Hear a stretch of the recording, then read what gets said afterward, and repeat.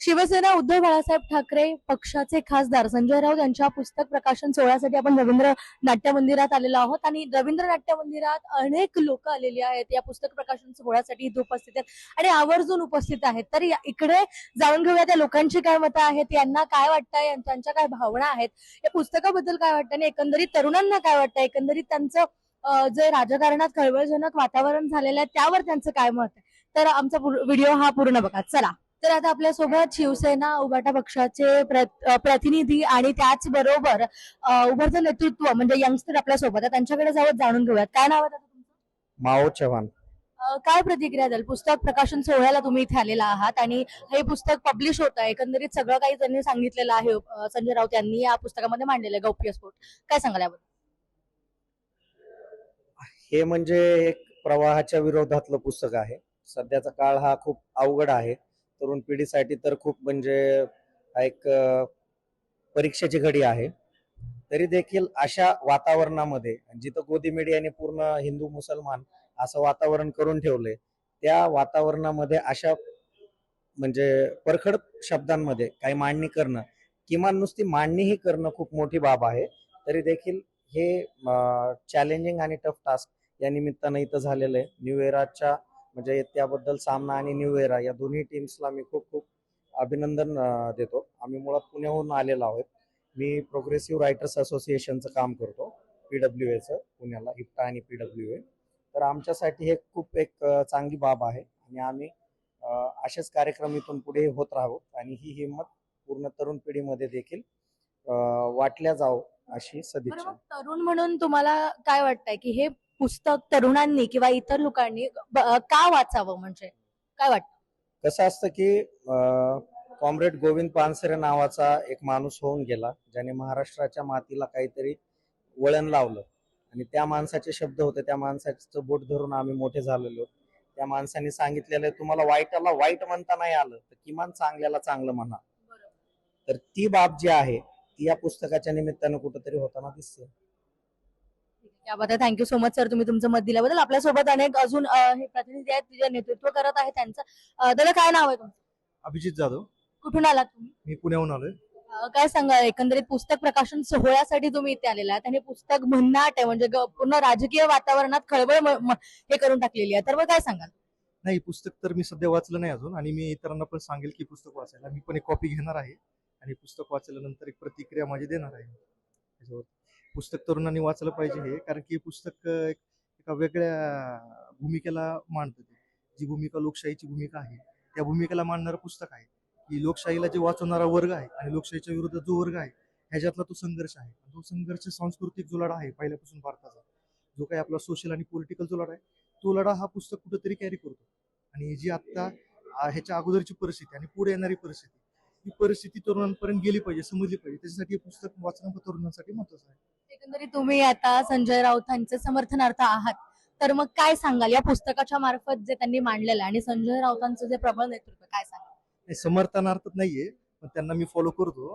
मी तसं तसं कुठल्या तरी, आता इथं आपण बघायला गेलं तर एक पक्ष आहे दुसरा सत्ताधारी आणि दुसरा विरोधी पक्ष आहे. आता विरोधी पक्षांमधून भरपूर पक्ष आहे, पण कुठेतरी एक मेन स्ट्रीमचा जो पक्ष आहे, जी काही आपली आघाडी आहे, त्याला जो मानणारा वर्ग आहे किंवा त्याला जो फॉलो करणारा वर्ग आहे, त्याच्यापैकी ही एक व्यक्तिमत्व आहे आणि ही एक नेता आहे. त्यामुळे ह्यांना आम्ही समर्थन करतो ऍज अ विरोधी पक्ष म्हणून. थँक्यू. दादा, काय नाव आहे तुमचं? माझं नाव आदित्य जाधव. काय सांगाल तुम्ही इथे पुस्तक प्रकाशन सोहळ्याला आणि कुठून आलात सर्वात प्रथम? मी याचा लहान भाऊच आहे सख्खा आणि मी याच्यासोबतच आलो. मी पण पुण्याहूनच आलोय. मी वाचलं नाही पुस्तक. मी जस्ट मोठे मोठे लोक येणार आहेत इकडे, तर त्यांच्या फर्स्ट टाइम भेट होणार आहे. म्हणजे मित्रांनो, एक लक्षात द्या, यांना मोठ्या लोकांना बघायचं होतं, भेटायचं होतं म्हणून आल्यात पुस्तक प्रकाशन सोहळ्यासाठी. येस, ऑफकोर्स ते पण आहेच. म्हणजे ते घेऊनच मी वाचणार आहे, त्याच्यासाठी ते पण आलेलंच आहे. पण एक कुतूहल म्हणून की बाबा like out of our routine मी येतोय इकडं, बघतोय जरा वेगळं वातावरण. सो ते मला चांगलं वाटतंय. म्हणून आता मी जावेद सरांचीच वाट बघतोय. मी मेन गेटवर थांबलोय. ओके, तुझं वय काय आणि तुझं प्रोफेशन काय? माझं वय 25 आहे आणि मी म्युझिशियन आहे by profession, full time musician. मग आपण असं म्हणायला चुकीचं नाही ठरणार की जावेद अख्तरांची झलक पाहण्यासाठी करता या पुस्तक प्रकाशन सोहळ्याला? तसं म्हणू शकतो. ओके, म्हणजे मला तुला विचारायचं आहे की पुस्तक प्रकाशन सोहळ्याला आलाच आहे, तर राजकारण तरुण म्हणून तुला आवडतं का, किंवा हे राजकारण सुरू आहे? हो, ते ऍज अन आर्टिस्ट म्हणून पण मला खूप इन्व्हॉल्व्ह व्हायला आवडतंच, कारण की ते आय फील की आर्टिस्टची एक ड्युटी असते की सोसायटीला घेऊनच पुढे वळावं, किंवा इन जनरल सगळ्या गोष्टी माहिती पाहिजेत काय चालू आहे. पॉलिटिक्स हे सगळ्या विषयांमध्ये माझं रुची आहेच, आणि ते जाणून घेणं किंवा त्यात रमणं किंवा इकडं तिकडं लोकांसोबत गप्पा मारणं, थोडस माहिती करून घेणं हे काळाची गरज आहे सध्या. थँक्यू सो मच तुझा वेळ दिल्याबद्दल. काय नाव आहे दादा तुमचं? माझं प्रणित पवार, तुम्ही कुठून आलात? नाशिक. काय करता सध्या तुम्ही? म्हणजे राजकारणात इंटरेस्ट आहे का? जसं की आता आपल्या 2-3 जणांनी सांगितलं की इंटरेस्ट नाही, जावेद अख्तर, असं काही आहे का? मी स्वतः लेखक आहे. न्यू एरा पब्लिशिंग तर्फे माझ्या 2 पुस्तकं ऑलरेडी प्रकाशित झाली आहेत आणि नरकातला स्वर्ग प्रकाशनानिमित्त मग शरद तांदळे सरांनी आम्हाला बोलवलेलं. तर मी अजून वाचलेलं नाहीये, परंतु we are excited to read the book. मग पुस्तक प्रकाशन सोहळ्याला येण्याचं महत्वाचं कारण तुमचं काय? नाही, पुस्तक प्रकाशन सोहळा हा आपण म्हणतो हा सोहळा आहे, हा बघण्यासारखाच सोहळा असतो. याच्यात तुम्हाला वेगवेगळ्या लोकांना भेटता येतं, बोलता येतं, त्यांचे विचार जाणून घेता येतात. तर मला वाटतं वैचारिक देवाणघेवाण होण्यासाठी पुस्तक प्रकाशन सोहळा हा चांगला मंच असतो. तर त्या निमित्ताने मी पण आज आलो. राजकारणात या पुस्तकामुळे भरपूर खळबळजनक वातावरण झालेलं आहे. तर एकंदरीत तुला काय वाटतं? म्हणजे राजकारण सध्या जे सुरू आहे ते योग्य आहे की अयोग्य आहे, किंवा असं काही व्हायला नको हवं, तर पुस्तक प्रकाशित व्हायला नको, असं काय वाटतं? काय सांग? हे पुस्तक प्रकाशित व्हायला पाहिजे. म्हणजे ज्या लोकशाहीत आपण राहतो, प्रत्येकाला जसं मत मांडण्याचा अधिकार आहे, तर अर्थातच पुस्तक प्रकाशन हे गरजेचं आहे. आणि राजकारण योग्य अयोग्य असण्यापेक्षा राजकारण राजकारण असतं असं मला वाटतं. तर अर्थात आपल्याला नाण्याच्या दोघं बाजू कळणं तेवढंच गरजेचं आहे. राजकारण राजकारण असतं असं सांगून यांनी एकंदरीत लेखक असल्याचा पुरावा दिलेला आहे. आपल्यासोबत अजून मंडळी आहेत. दादा, तर काय नाव आहे तुमचं? दादा, काय नाव आहे तुमचं? शाखा प्रमुख आहे. हा? हे बोलतील संदीप. तुमचं नाव काय? माझं नाव संदीप गाडवे. कुठून आलात तुम्ही? मी गोरेगाव शाखा प्रमुख. काय सांगाल? म्हणजे एकंदरीत पुस्तक प्रकाशन सोहळ्यासाठी तुम्ही आलेला आहात, काय भावना आहे? आणि हे पुस्तक जे प्रकाशन झालेलं आहे, प्रकाशित झालेलं आहे, तर भरपूर राजकारणात खळबळजनक वातावरण झालेलं आहे. एकंदरीत तुमचं काय मत आहे? वातावरण निर्माण करण्यासाठी संजय राऊत साहेब आहेत, हे तर तुम्हाला सगळ्यांना माहितच आहे. कारण कसं आहे की राऊत साहेब एकमेव व्यक्तिमत्व असं आहे की जे कुणाच्याही बापाला घाबरत नाही. आणि त्याच्यासाठीच जर त्यांनी त्या 3 महिन्यामध्ये त्यांच्या कठीण काळामध्ये जर हे पुस्तक लिहिलंय, तर ह्या पुस्तकामध्ये अशा अशा गोष्टी असतील की त्यांनी बाकीचं संपूर्ण राजकारण हलणार आहे. आणि खरोखर नेता असावा तर कसा, तर नेता असावा तर राऊत साहेबांसारखा. आणि त्यांना बघूनच बाकीचे आम्ही सगळे निष्ठावान सैनिक आज इथे. तुम्ही पुस्तक घेतलंय का? आता पुस्तक घेणार. पुस्तक घ्यायची गरज काय, आम्हाला रोज राऊत साहेब आमच्या समोरच आहेत. आणि राऊत साहेबांच्या पुस्तकामध्ये जे आहेत ते तर आम्ही आता वाचून त्यावरती आम्ही पुढे प्रतिक्रिया देऊच. आता आम्ही पुस्तक घेणारच.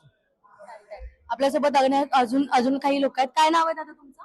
सुरेश काळे, कुठून आलात तुम्ही? नायगाव, वडाळा. काय सांगाल? या पुस्तक प्रकाशन सोहळ्यासाठी तुम्ही आलेला आहात, काय भावना आहेत आणि एकंदरीत तुमचं काय मत आहे? काय भावना आमच्या चांगल्याच आहेत. भावना काय वाईट नाही, आम्ही शिवसैनिक आहोत ना, भावना चांगल्याच असणार. आणि संजय राऊत म्हणजे शिवसेनेचा हे आहे ना आता. राजकारणात खळबळजनक वातावरण निर्माण झालेलं आहे हा. सध्या या पुस्तकामुळे. हा हा मग काय सांगाल तुम्ही? म्हणजे कसं आहे, शिवसेना बोलला की खळबळ समोरच्याला होताच. आणि संजय राऊतांचं नाव ऐकलं की सगळ्यांचे धाबे जाणतात ना. आता राऊत साहेबांनी काय लिहिलं असेल, याच्यात काय असेल, माझ्याबद्दल काय असेल का, असे एकंदरीत त्यांच्या मनात प्रश्न येतात. कारण संजय राऊत ही एवढी जबरदस्त हस्ती आहे संघटनेमध्ये. आणि शिवसेनेचं वर्णन जेव्हा ते करतात एका विरोधकांचं, तेव्हा त्यांची धडकी भरते ना. आता पुस्तक प्रकाशन होण्याच्या पूर्वी धडकी भरले लोकांना की काय असेल पुस्तकामध्ये. आतापासूनच त्यांची चर्चा चालू झाली. तुम्ही कोणाला टार्गेट कराल? तुम्ही काय सांगाल की कुठल्या नेत्याने स्पेसिफिक हे पुस्तक वाचलंच पाहिजे? काय वाटतं? हे सगळ्यांनीच वाचलं पाहिजे. विरोधक असं नाही, विरोधकांनी तर मुद्दाम वाचलंच पाहिजे, कारण त्याच्यातून त्यांना काहीतरी बोध घेता येईल पाहिलं तर त्यांना. पण सर्वांनी वाचलं पाहिजे. वाचक आहे त्या प्रत्येकाने वाचलंच पाहिजे. पुस्तकाचं वाचन हे सर्वांनी केलं पाहिजे. आणि याच्यातले जे काही मुद्दे आहेत ते त्यांनी वाचलेच पाहिजे. तर आपण बघतोय की पुण्याहून, नाशिकहून आणि अनेक ठिकाणाहून लोक आलेली आहेत. आपण या दादांकडे जाऊया. दादा, काय नाव आहे? काला हा? काला कुठून आलात? आम्ही वसईवरून काला. पुस्तक प्रकाशन सोहळ्याला आले. एकंदरीत काय भावना आहे? काय नाही, कार्यक्रम बघण्यासाठीच आम्ही आलो. कार्यक्रम बघण्यासाठी आलेला. पुस्तक ठीक आहे, आपण दुसऱ्या ह्यांच्याकडे जाऊयात. दादा काय नाव आहे तुमचं? प्रकाश आचरेकर. कुठून आलात तुम्ही? सायन. हा? सायन. सायन. काय सांगाल एकंदरीत तुम्ही आता पुस्तक प्रकाशन सोहळ्याला आलेला आहेत, काय भावना आहे तुमची? आमची भावना आहे की साहेबांचं पुस्तक प्रकाशित हो, चांगल्याप्रमाणे खपावं. पुस्तक घेतलंय का तुम्ही? नाही घेणार. राजकारणात एकदम खळबळजनक वातावरण झालेलं आहे, भरपूर टीका होत आहेत, तर तुम्ही तुमचं काय मत आहे यावरती? या पुस्तक प्रकाशन झालं, पुस्तक आलं तर त्यासाठी झालं. तर एकंदरीत हे मत होतं इथे पुस्तक प्रकाशन सोहळ्याला आलेल्या लोकांचं, त्यांचं. तर या संपूर्ण जो काही इथे सोहळा होणार आहे तो तुम्हाला आमच्या चॅनल तर्फे तर दाखवला जाणारच आहे, तर तुम्ही आमच्या चॅनलला सबस्क्राईब करायला विसरू नका आणि त्याचबरोबर ओनली मानिनीच्या चॅनलला देखील सबस्क्राईब करायला विसरू नका. कॅमेरामन तन्वी सोबत मी प्रतीक्षा, माय महानगर, मुंबई.